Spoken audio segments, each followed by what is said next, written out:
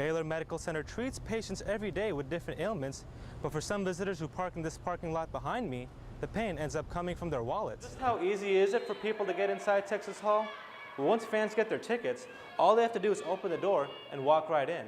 No metal detectors, no scanners, not even a pat-down for suspicious items. Right now, the drizzle's starting to fall out here tonight, and forecasters are expecting more in the overnight hours. The Arlington Improv can seat about 300 people, and there's not a bad seat in the house. UTA students say they're excited to have a comedy club right by campus. 33 days and counting until the Cowboys kick off the season in Tampa, and training camp looks completely different. Jerry got rid of all the distractions in the offseason, but is locker room chemistry really the difference between the Cowboys and winning a playoff game? Professor Reyes worked at the Computer Science and Engineering Department at UTA. His students say they're surprised at his untimely death. The Texas Longhorns are picked to win the Big 12 South this year, and some believe the national championship. But there are some issues surrounding the team in Austin. Have her here and she's going to run. After a long day, Greg Crawford and Owens Longmire tie up their laces and get ready to run. And though they share a passion for running, they're very different from the other runners. These two friends are running away from drug abuse. I was a drug addict, and now I've been clean for 7.5 months. It gave me stability, it helped me cope with life. Both men were addicted to cocaine and saw their lives spiral out of control. Now they stay at the Bridge, a homeless shelter in Dallas. Now I'm getting my life back straight, and I don't feel like I'm homeless now. I feel like I got a direction, something to look forward for. They're two of the thousands of runners who will participate in the Help the Homeless Walkathon and 5K next month. Proceeds will go to the Bridge. Walkathon organizers invited shelter residents to participate. If you put your mind to something, then anybody can do it. And so we're really happy to have them here with us. Greg and Owens qualified to participate. New Balance, a sponsor for the event, gave the two free clothes and shoes. That was nice. God done blessed me with some new shoes. While Greg and Owens overcame drug addiction, they still have other goals in mind. Both dream of owning their own homes and businesses. It makes you feel good. I can be a part of society today. Greg and Owens are starting the race for a new life, and they're chasing that goal, one step at a time. Zoheb Hassanali, Channel 8 News. UTA fans come to Texas Hall to support the Mavericks. They're confident their team will win, but there's one thing fans aren't so sure about: security, or lack thereof at Texas Hall.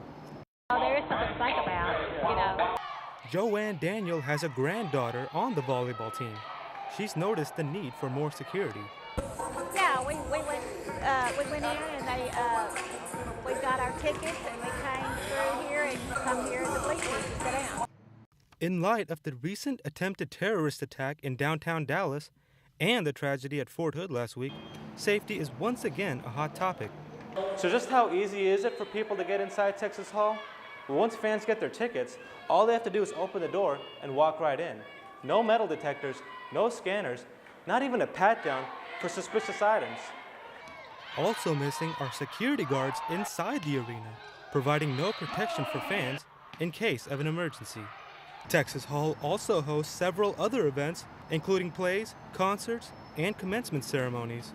We contacted Texas Hall officials and UTA police, but both declined to comment on our story, leaving fans like Joanne wondering just how safe they really are. Zoheb Hassanali, UTA News. Baylor Medical Center treats patients every day with different ailments, but for some visitors who park in this parking lot behind me, the pain ends up coming from their wallets. Kelly Childers came to Baylor Medical Center for dental work, but it was in the parking lot afterward that left her in pain. Her car was booted, even though her parking receipt was still valid. I'm angry. I'm very angry. She's not alone. In the last few days, several cars have been booted at private parking lots near Baylor Hospital. Instead of paying the automated machines, men posing as employees accept the cash and pass out tickets to park here. He walked up to my window, okay, and he put that ticket on my dash, and he took my $4. When customers return, their cars are booted. The receipts are legitimate and still have time left, but because the previous marked car is not on the lot, the new customer pays the price. That's what happened to the Barnes. We live out in a small town. We don't have these kind of things go on where we live. So we come up here and it's something that don't make me want to come back. Fast Parking runs the lots, but another company implements the rules. Vice President Cornelius Thompson says signs are visible telling customers to pay the machine.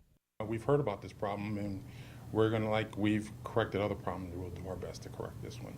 I'm going to put a little more signage out there. The enforcement company didn't comment, but one employee had this advice. You paid some guy, you paid a bum, you got scammed. There's never going to be a ticket on the lot, so always pay the coin box, the pay machine. In Dallas, Zoheb Hassanali, Channel 8 News.